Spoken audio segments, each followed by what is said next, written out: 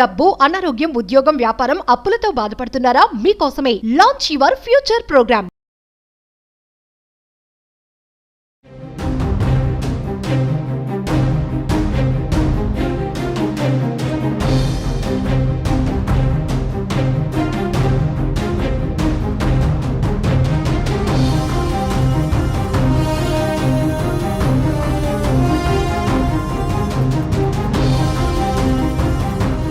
Hi hello నమస్తే, welcome back to Suman TV. ప్రస్తుతం మనతో పాటు ఉన్నారు పబ్లిక్ స్పీకర్ రజనీ రమ్మ గారు. నమస్తే మ్యామ్. నమస్తే నవీన.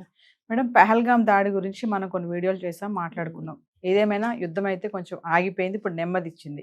కాకపోతే మళ్ళీ ఇప్పుడు ఒక న్యూస్ సెన్సేషనల్ అవుతుంది. జ్యోతి మల్హోత్రా ఒకప్పుడు యూట్యూబర్ గా ఒక ఊపిన ఆమె మరి పాకిస్తాన్ కి ఇన్ఫర్మేటివ్ గా మారిందని చెప్పేసి చాలా ఆర్టికల్స్ చూస్తున్నాం. అరెస్ట్ అయింది ప్రెసెంట్.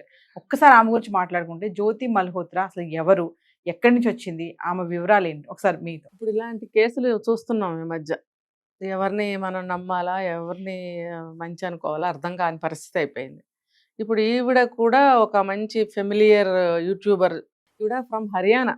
ట్రావెల్ విత్ జో అని పెట్టుకుంది, బాగుంది. ఇప్పుడు అమ్మాయిలు కూడా జర్నలిజం చేయటము, ఈ ట్రావెలర్స్గా వర్క్, ఈ యూట్యూబ్స్ వెళ్ళి రీల్స్ చేయడం అనేది ఒక ట్రెండ్ అయిపోయింది. ఓకే, బాగుంది. ఈ చేంజ్ నాకు కూడా నచ్చింది. అంటే నాకు కూడా చిన్నప్పటి నుంచి ఇలా చేయాలి అనే కోరిక ఉండేది, కానీ అప్పుడు మరి వెళ్ళనిచ్చేవారు కాదు కదా. ఇప్పుడైతే అందరూ చక్కగా వెళ్తున్నారు, వాళ్ళు చేయాలనుకున్నది చేయగలుగుతున్నారు. సో బాగుంది. నేను ఇలాంటి వాటిని అప్రిషియేట్ చేస్తాను. అయితే నేను ఫాలో అవుతున్నాను 2 రోజుల నుంచి ఈ కేసు. ఈ అమ్మాయి సడన్గా కొత్త న్యూస్ మనకి అరెస్ట్ అయిందని అరే వండర్ అయ్యాము, ఏంటి ఎందుకు అని అంటే, ఈ అమ్మాయి పాకిస్తాన్కి ఇన్ఫార్మర్గా మార్చబడిందా, లేకపోతే ఇన్ఫార్మర్గా చేస్తుంది అని అలా ఏదో వాట్ ఎవర్ ఇట్ అలా బయటకు వచ్చింది. నేను చాలా ఆశ్చర్యపోయాను. ఇప్పుడు ఎంతోమంది యూట్యూబర్స్ ఎన్నో విషయాలు మనకు తెలియజేస్తూ ఉంటారు కదా. ఒక మంచి ఫుడ్ గురించి కానీ, ఆ కల్చర్స్ గురించి కానీ, అక్కడ దొరికే వస్తువులు కానీ, లేకపోతే లైఫ్ స్టైల్, రకరకాల అన్నీ వాళ్ళ ద్వారానే మనకి ఇంటర్నేషనల్ లెవెల్లో మనకి తెలుస్తూ ఉండే ఛాన్స్ అయితే ఉంది. చక్కగా మనం ఆ వీడియోస్ చూసి ఎంజాయ్ చేస్తూ ఉంటాం. మరి ఈ అమ్మాయి ఇలా ఎందుకు మారింది? ఇప్పుడు పాకిస్తాన్లో ఉన్నటువంటి ఐఎస్ఐ వాళ్ళతోటి ఎట్లా మరి ఫ్రెండ్షిప్ ఏర్పడిందా, పరిచయం ఏర్పడిందా అనాలా మనకు తెలియదు, మొత్తానికి ఏర్పడింది. అంటే ఈ అమ్మాయి యూట్యూబ్ పరంగా అక్కడికి కూడా వెళ్ళి అన్ని ప్లేస్లకి ట్రావెల్ చేస్తుంది కదా. చేసినప్పుడు అక్కడికి వెళ్ళినప్పుడు ఆ డానిష్ ఎవరో ఐఎస్ఐ ఏజెంట్ తోటి పరిచయం ఏర్పడిందని, మరి వాళ్ళిద్దరికీ ఒక రిలేషన్ ఏర్పడిందని, అది చాలా దూరం వెళ్ళిందని మనకి తెలుస్తున్నాయి వార్తలు. మనం చెప్పుకునే ఏం కాదు అవన్నీ. నేను చాలా వండర్ అయ్యాను. అసలు మనం పరాయి దేశస్తులతో చాలా జాగ్రత్తగా ఉండాలి కూడా.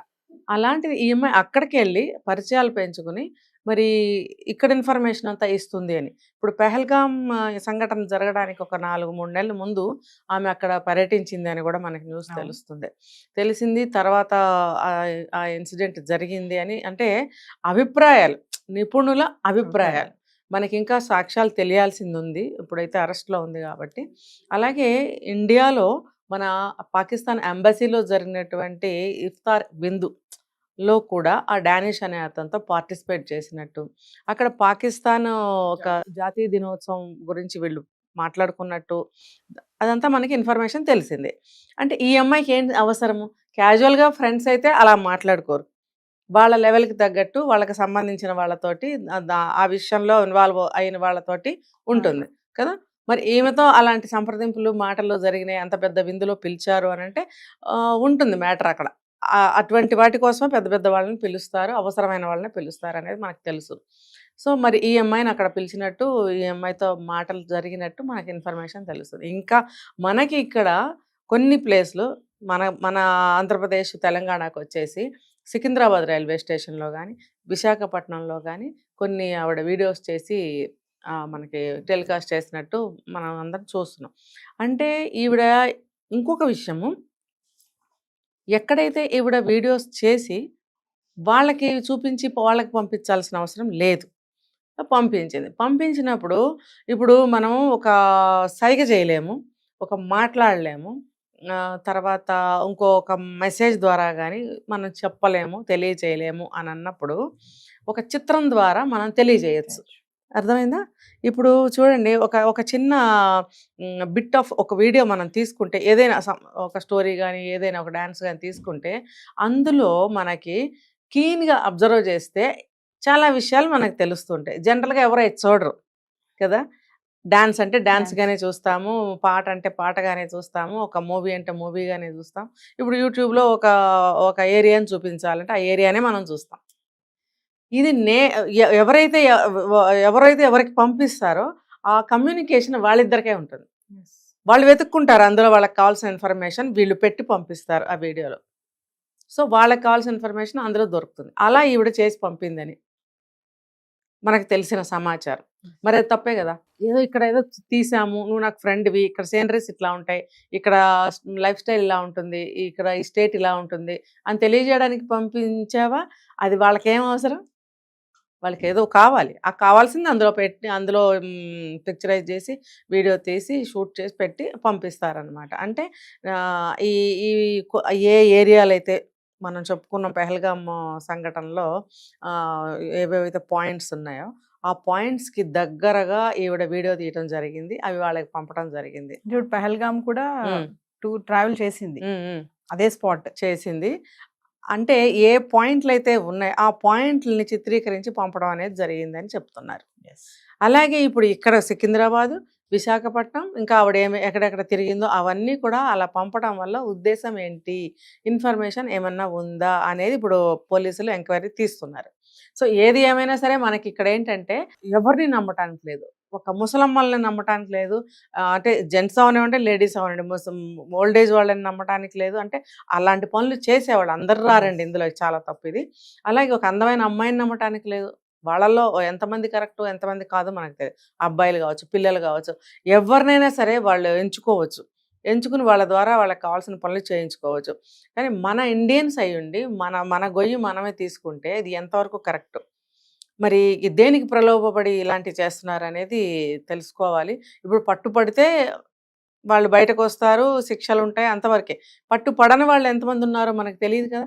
కాబట్టి ప్రతి ఒక్క ఇండియన్, ప్రతి ఒక్క స్టేట్‌లో, ప్రతి ఒక్క ఊర్లో, ప్రతి ఒక్క గల్లీలో, ప్రతి ఒక్క ఇంటి పక్కన పరిసరాలు కూడా మనం చాలా జాగ్రత్తగా ఉండాల్సిన అవసరము, పరిస్థితి ఇప్పుడొచ్చింది. ఎవరిని నమ్మొద్దు, ఎవరితో ఓపెన్ టాక్ చేయొద్దు. అంటే పరిచయం ఏర్పడ్డాక బుద్ధి మారింది అనుకోవచ్చు అంటారా మేడం? చెప్పలేము. వాళ్ళే వీళ్ళని అలాగా, అంటే కొన్ని టర్మ్స్ నేను వాడట్లేదు. వాళ్ళే వీళ్ళని చేయొచ్చు కదా! వాళ్ళే వీళ్ళని లాగి, వాళ్ళే వీళ్ళని నియమించి, వాళ్ళే వీళ్ళని ఇలా ప్రొవోక్ చేసి ఉండొచ్చు కదా! వీళ్ళు దేనికన్నా భయపడో ఇంకోటికో లొంగిపోయి ఉండొచ్చు కదా! ఎందుకంటే వీళ్ళు ఒక యూట్యూబర్స్ ప్రపంచవ్యాప్తంగా తిరుగుతారు వీళ్ళు. వీళ్ళకి అన్నీ తెలిసే ఛాన్సెస్ ఉన్నాయని చెప్పి వాళ్ళు పట్టుకోవచ్చు కదా! అది. కాబట్టి ఇలా ఉద్యోగాలు చేసేవాళ్ళు కూడా, యూట్యూబర్స్ కూడా మన దేశం కోసం మనం ఏదైనా చేయాలి అని ఆలోచించాలి. ఒక హిందూ అయ్యుండి, ఇండియన్ అయ్యుండి, మరి ఈవిడ ఇలాంటి పని చేసిందంటే ఆవిడకి దేశభక్తి ఎంతవరకు ఉంది? ఏదన్నా పొరపాటున జరిగితే వాళ్ళ ఫ్యామిలీకి గానీ, తనకి గానీ, దేశానికి గానీ అన్ని రకాలుగా అన్ని వైపుల నుంచి కూడా ఎంత చెడు జరుగుతుంది, ఎంత నష్టం జరుగుతుంది. కాబట్టి ఇలాంటి వాళ్ళని మనం యూట్యూబర్స్ కదా అని చెప్పి కూడా మనం చేరదీయటానికి జాగ్రత్తగా ఆలోచించుకోవాలి. అలాగే ఫ్రెండ్షిప్ చేయటానికైనా మరి ఇంటి పక్కన కానీ, సందులో కానీ, ఇంకో చోట కానీ, ఊళ్ళో కానీ, ఎక్కడ ఎనీవేర్ ఇండియన్స్ అనేవాళ్ళు, హిందూస్ అనేవాళ్ళు ఎవరైనా కానీ మన ఇండియాని మనం కాపాడుకోవాలని అంటే జాగ్రత్త వహించాలి. దేన్ని కూడా మనం నమ్మకూడదు. ఏ చిన్న అనుమానం వచ్చినా మరి తెలియజేయాల్సిన అవసరం ఉంది గవర్నమెంట్‌కి, పోలీసులకి కానీ. మనకి మనం సహకారం చేసుకోవాలి. మన జాగ్రత్తలో మనం ఉండాలి. ఏది చెప్పడం కానీ, ఏది తెలుసుకోవడం కానీ జాగ్రత్తగా ఉండాలి. ప్రతి ఒక్క సిటిజన్ యొక్క బాధ్యత అని నేను చెప్తున్నా ఈ సందర్భంగా. Thank you.